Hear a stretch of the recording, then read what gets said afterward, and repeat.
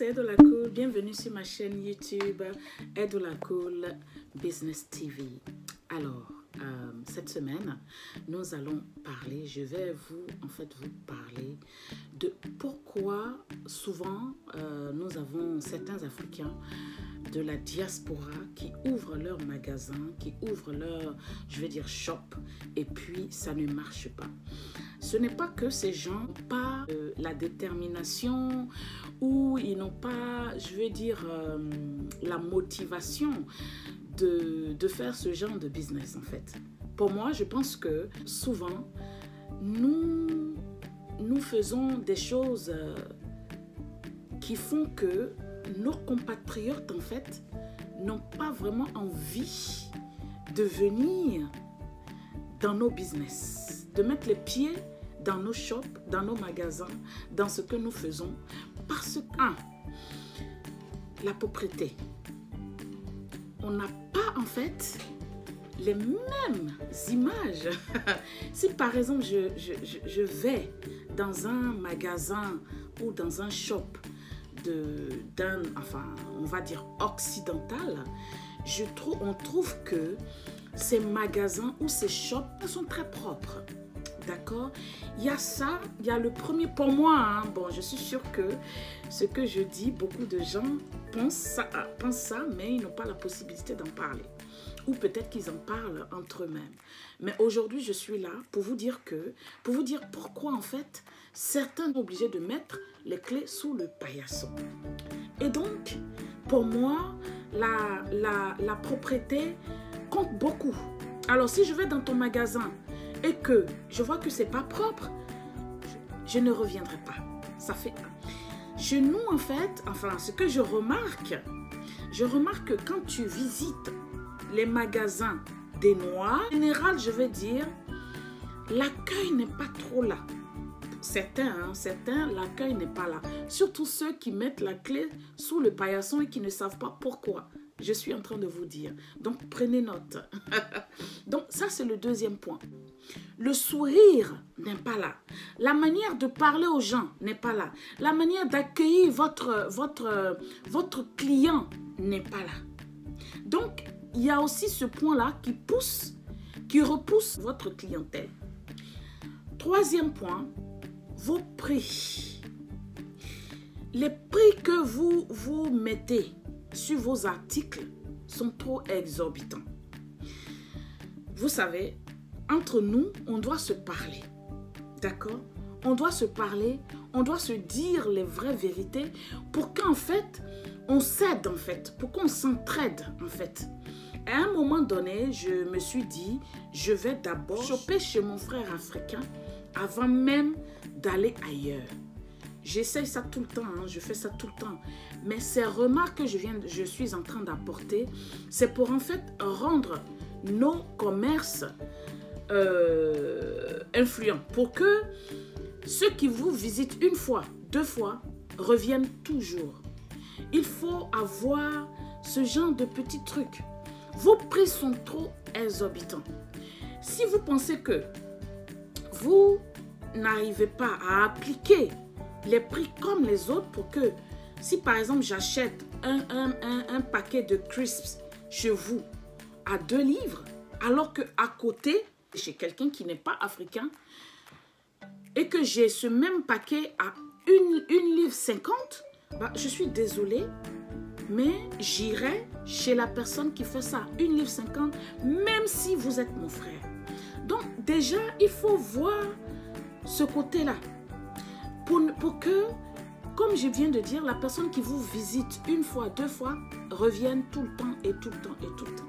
Il faudrait que vous arriviez à avoir à peu près le prix comme les autres aussi. Pour fixer vos prix, il faut faire, je veux dire, il faut faire vos recherches, d'accord? Il faut essayer d'appliquer, bon, si il y a une différence de 50p encore, ça va. Je veux dire, 50 centimes, ça va. Mais quand vous multipliez une boule d'attiéké, par exemple, qui coûte à côté 2,99 livres et que vous pensez que vous pouvez faire ça 4 livres, je me dis, les gens se disent que, mais attends, c'est trop cher. Donc, c'est ça, au fait, qu'il faut savoir. Quand vous vous lancez dans les business à l'étranger où nous sommes, il faut savoir que, oui, c'est vrai, on dit, on doit aller chez nos frères, on doit mettre la priorité sur les shops de nos frères. Mais pour que vous ayez ces gens-là, pour que vous ayez les gens de chez vous, il faut commencer à appliquer les mêmes prix que, ou à peu près les prix que les autres concurrents, que vos concurrents d'ailleurs. Vous comprenez un peu? Donc, il y a ça aussi qu'il faut comprendre. Alors, cette vidéo, en fait, c'est pour vous encourager à continuer à vous battre en vous donnant, en vous disant pourquoi certains sont obligés de mettre la clé sous la porte. Si vous voyez que vos prix doivent être chers, il faut essayer de voir comment vos concurrents arrivent à avoir les mêmes produits que vous vendez moins cher. D'accord? Donc, il y a ça aussi qu'il faut appliquer. D'accord? Appliquez ça pour que votre clientèle soit une clientèle qui revient tout le temps, tout le temps, tout le temps. OK. Pour fixer vos prix, vous pouvez faire, comme j'ai dit, vos recherches. Vous pouvez faire vos recherches auprès de vos concurrents. Vous pouvez faire vos recherches auprès même de vos potentiels clients, c'est-à-dire vous êtes forcément dans une communauté. Il y a par exemple des groupes WhatsApp aujourd'hui, il y a aujourd'hui des groupes sur Facebook. Vous pouvez faire vos recherches. Mettez par exemple le paquet de crisps et puis vous demandez à combien les gens sont prêts à acheter ce genre de produit. Et donc, c'est comme ça qu'il faut faire vos recherches. Vous pouvez, par exemple, aller, parce que souvent, on se rejoint, on est dans les mêmes lieux, dans les lieux où il y a des Africains, puisque c'est les Africains que vous voulez toucher, il faut toucher ces gens-là. Alors, un autre point que vous devez aussi tenir en compte, une suggestion, si je peux dire, que je peux vous donner, qui peut vous amener à être, à être toujours sur le marché, c'est de varier vos produits.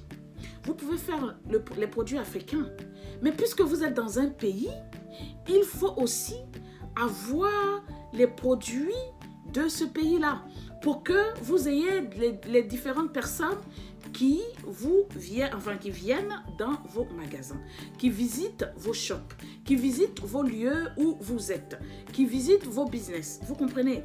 Et donc, quand vous faites un truc spécifique, souvent aussi, ça peut faire que si vous n'avez pas le support de vos frères africains, ça va être un peu difficile.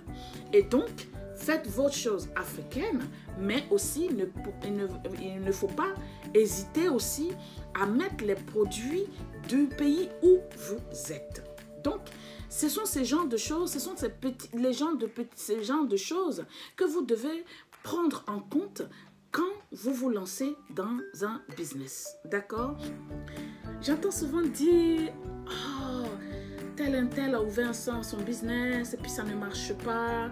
Les gens préfèrent me dépasser et aller ailleurs, aller voir d'autres personnes alors que je suis leur sœur, tout et tout. » Mais il faut dire qu'il y a quand même il y a des choses il faut tenir en compte aussi.